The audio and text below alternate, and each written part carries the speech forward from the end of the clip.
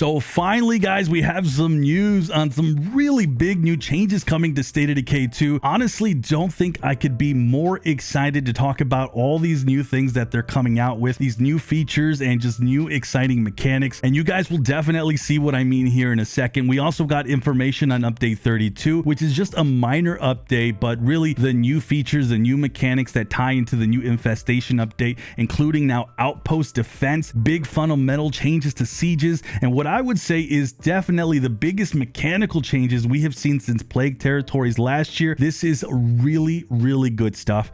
My goodness, guys, it's insane. All right, so let's go ahead and just start quickly with what's coming in update 32. Much like update 31, which was just the Halloween update that had new outfits, update 32 is the holiday update. There's going to be new pom-pom hats, new beanie hats, 2 new hoodies. Also making a comeback are the holiday outfits, which interestingly, I don't have that light up sweater, and I'm really looking forward to that because I'm pretty sure I'm going to wear that all year round. But this update, I don't think they mentioned when it's coming live, but it should be fairly soon for the holidays. So, all right, guys, let's hit on all the good stuff I just can't wait to talk about. And there is a ton of things that are changing coming with this Infestation update. So bear with me as I try to explain all of it, and all this info came verbally. They didn't actually showcase it just yet. So just like I said, bear with me. There's so much stuff. I had to rewatch the official stream just a few times just to get it all in my head, because it's just not going to be like it previously was when I showcased in previous videos this past year, where the timers go off and it can get really chaotic. No,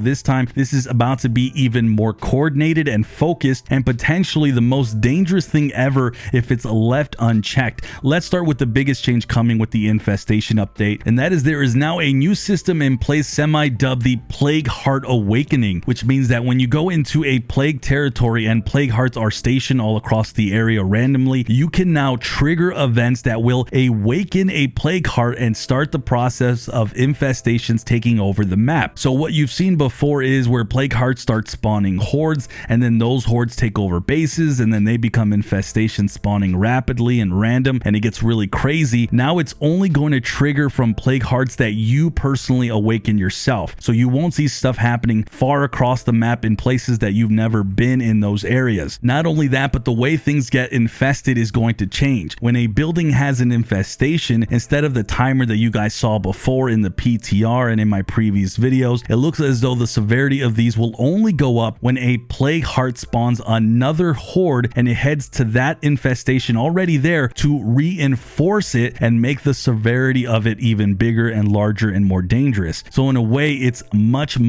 slower than before. Remember in a previous video, I told you guys that an entire town was taken over in what I think was only like 30 minutes or something. This will definitely now slow down quite a bit, slow down the infestations. Also, when an infestation spawns a horde itself instead of a plague heart, so just the normal bases that are infested, they can also reinforce another existing infestation somewhere else, making those around it even stronger. It can of course infest a completely new building as well, so there's 2 options. Keep in mind, guys, these things are trying to get closer and closer to your base to trigger a siege and wipe you out. They also mentioned in the process of infesting a new building or reinforcing and leveling it up an infestation, you can actually wipe out the hordes in between as they travel through the map to stop some of it. Okay, guys, so that means this won't be as chaotic as I've showed previously, which is good, but trust me, the danger is still high because now apparently they are changing the hordes and infestations themselves. It's no longer going to just be zombies and screamers like we've been used to for years. In the stream, they mentioned they've added quote unquote all sorts of freaks, which means bloaters,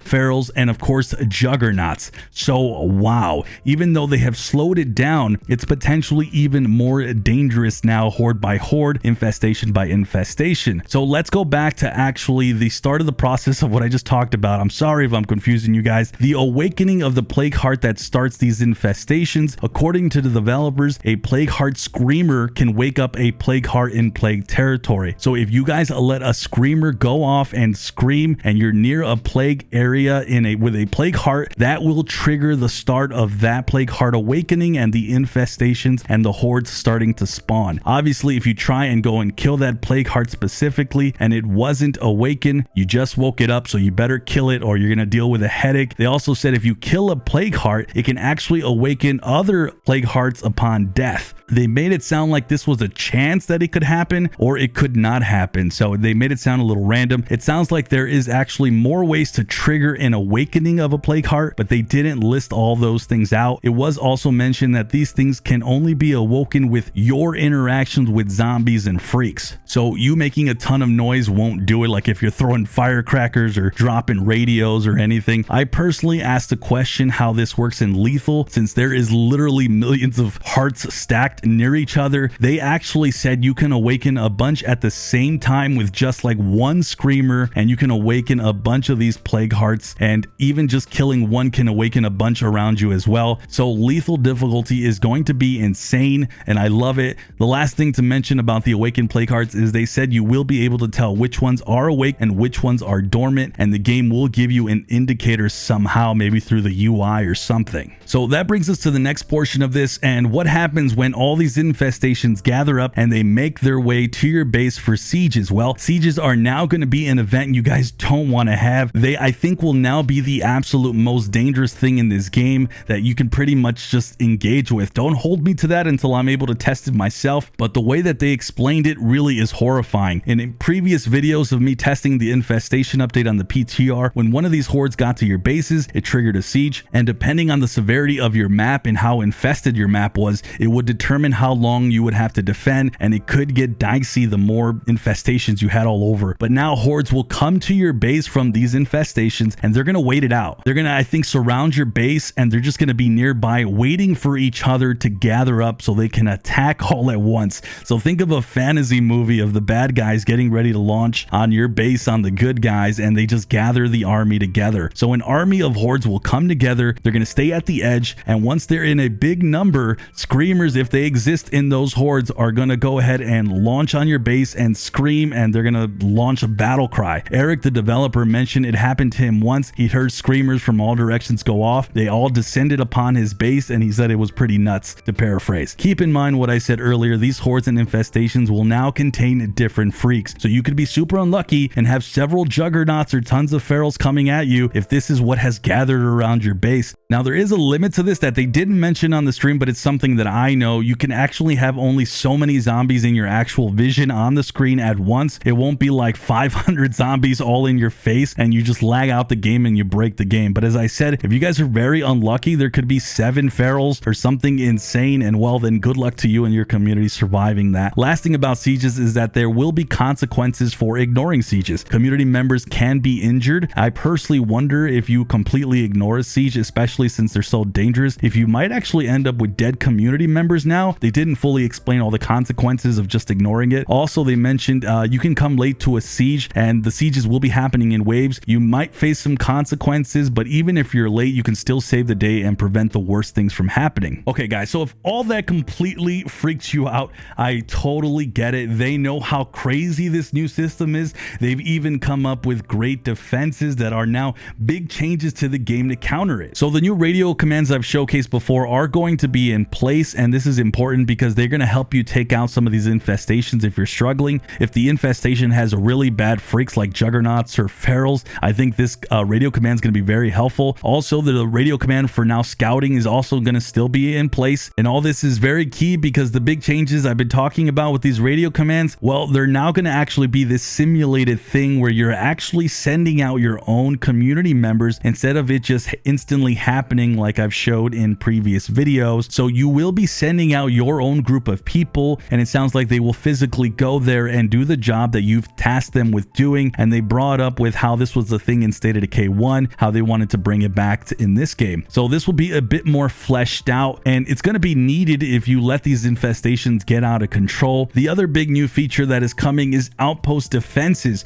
You're going to be able to stop some of this before it even gets to you. One thing they mentioned was landmines, which is really awesome and a good way to stop these hordes. Another is something called a signal disruptor that will be used by cell towers. I guess it's going to emit a large scale noise, and this will slow down infestation progress even further. And another new one is called zombie bait that just redirects resurrects the hordes in different ways, and again, it's going to be slowing down the progress of all these infestations. So those are going to be the new ways to go ahead and prevent from all this just chaos embarking upon you. Not sure if there's going to be more defenses other than those three, but all this really sounds promising and something that I know I'm going to be fully utilizing, especially in higher difficulties. Like something like a cell tower outpost is something that I wouldn't have used before, but now it's going to have several bonuses like a big range of scouting and, like I mentioned, that new signal disruptor. Okay guys, so my conclusion to all this without actually playing it and just kind of figuring it out by what they're saying, I'm just super excited, and let me explain here from the beginning. Now, before, it did seem chaotic and it made the game harder by default, and to some people super tedious because it would get out of control quickly, especially in higher difficulties. Now though, you will be the consequence of all this happening. If you guys are not playing by stealth rules like I usually have to do in lethal, and you're not being careful and you're just being nonchalant in plague territory, you're gonna awaken and start pretty much an avalanche of danger if you decide to ignore it. If you decide to take it head on, you can destroy the plague heart you triggered, and you're safe because all the infestations that spawn will wither and die alongside them, and that's something they mention on the stream. Then you can go ahead and then loot the area or do the missions like you normally would do. So it falls pretty much on you, the player, on what you're doing and how you want to handle the escalating danger if left unchecked and you triggered it. The power of this new difficulty is going to now essentially be in your hands, and I think ultimately that's the biggest change and the most welcomed one with this new infestation update. In theory, regardless of what difficulty you're in, you can avoid awakening a plague heart and build up your community by visiting the safer areas first. Now, this does get worse and worse and harder depending on what difficulty you play in. In Nightmare and Lethal, you're barely going to get any area to work with that is not covered in plague territory when you enter a new map, but in other difficulties, you're going to have plenty of room and you mostly have your own fate in your hands essentially, and I think it's going to be a more balanced game. It also makes this new infestation mechanic super smart. These plague hearts will be awakened. They want to kill you before you kill them, so they launch hordes and infestations to take you down. The map essentially becomes a battlefield, and a single plague heart or a group of plague hearts you awake together are essentially like the generals in a zombie army, sending out their troops to rally together and start a war with you and your community and hope to take you out. So from like a lore standpoint, it's exciting because it feels like all these years later of this game, this mechanic is kind of like the end all be all and kind of like the final boss of this game before we see State of Decay 3. Ultimately, I think you're going to want to be careful and calculated. You'll want to not trigger an awakening, and you're going to want to loot stealth a little more, and if you do, you almost want to immediately start setting up defenses and preparing for some pretty big battles potentially if you don't get a hold of this quickly. So the days of random infestations are kind of done when plague hearts are on the map. And yes, the big final thought here, guys, is the game is more dangerous, but you're the person that determines how difficult life will get for you and your community, and I think that is the biggest key change. Now, there is some concerns I do have. If you get a mission deep in plague territory, you might not be able to do it, and that's gonna suck. You'll have to weigh the danger of awakening a bunch of plague hearts on your way or just getting that mission done. Another concern is simply just driving through plague territory. I just don't think you can even drive to the middle without some major consequences now. You'll have to tackle the edges of a plague territory and kind of make your way inward little by little to destroy them all, at least in my opinion, and at the very minimum at the higher difficulties. So in that sense, it really changes the game big time. Sure, you can drive all around plague territory and do whatever you want, but screamers will be screaming and going off. You can't stop them because you probably won't see them in time. So driving around will trigger all these hearts, and I think you can be screwed big time. So your playthroughs should now look a little different if you don't want to be bombarded with this mechanic, and there's going to be danger every second of the game when you're dealing with plague territories. And finally, my last worry is for new players jumping in and trying to understand this complicated mechanic. Just this video is so long and me explaining a ton of things, a lot of people won't get it right away. This is a lot of stuff, so I do worry this makes the game super